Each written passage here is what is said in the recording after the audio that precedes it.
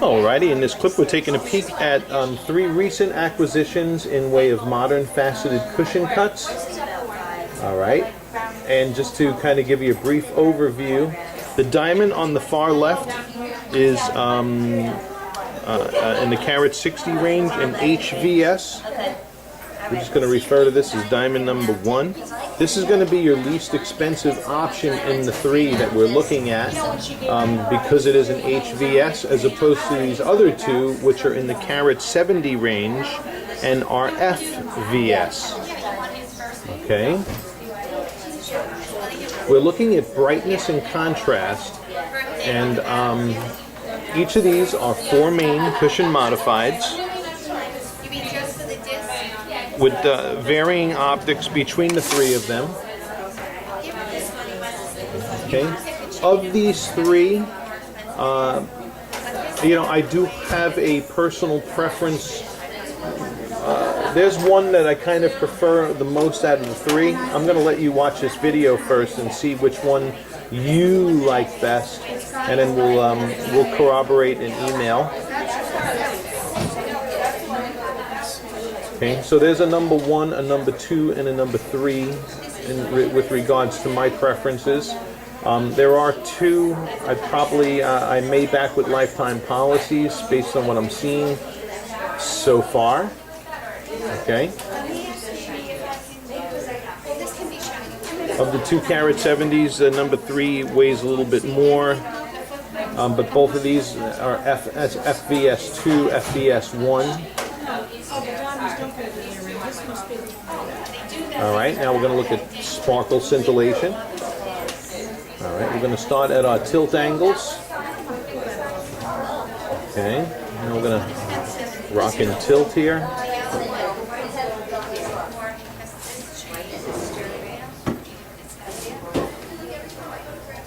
Alright, and pretty darn representative of what I'm seeing here.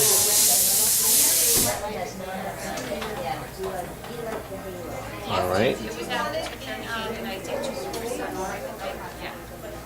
I'm going to put it under the stronger spotlighting environment now. Get a little bit more critical view to fire and sparkle. Okay. Stronger spotlighting environment.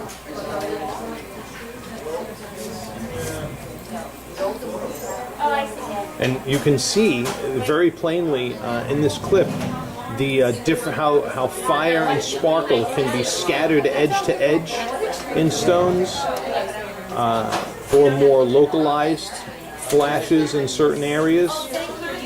A good clip to see varying optics in modern cushion cuts. Okay, so this could really boil down to some personal preference.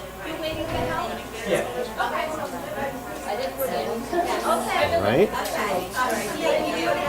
And then for a final comparison, we're going to go over by the window and view these in natural lighting.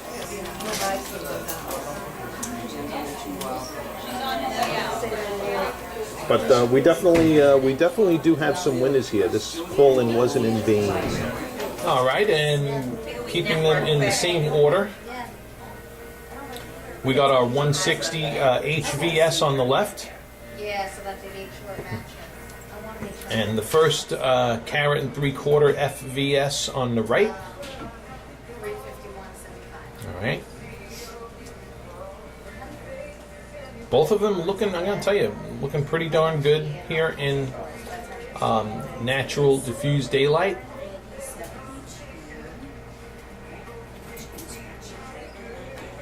Alright. So there's diamonds 1 and 2.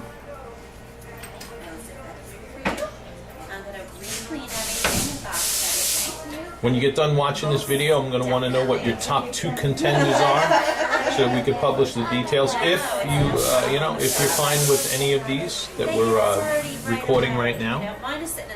Let's get diamond number 3 into this equation. I'm going to put down this I'm going to put down this FVS on the right and pick up the other FVS. Okay. So now we have the 160 HVS on the left and this carat and another carat and 3/4 FVS. This is the VS1 now on the right. Okay. Now, without telling you what my favorites are and all that other stuff, I will say that these two have a more similar appearance than the first comparison. Okay, between this 160 HVS and that first carat and 3/4 FVS2. All right. So I think this FVS1 on my right and this HVS look more similar to each other, and they do come from the same cutting facility, so no surprise, than the other one. So just to wrap this up, I'm going to take that former carat and 3/4 FVS and put it next to this one for a final comparison. Okay. So now here are the 2 carat and 3/4. You got FVS2 on the left and FVS1 on the right. Okay.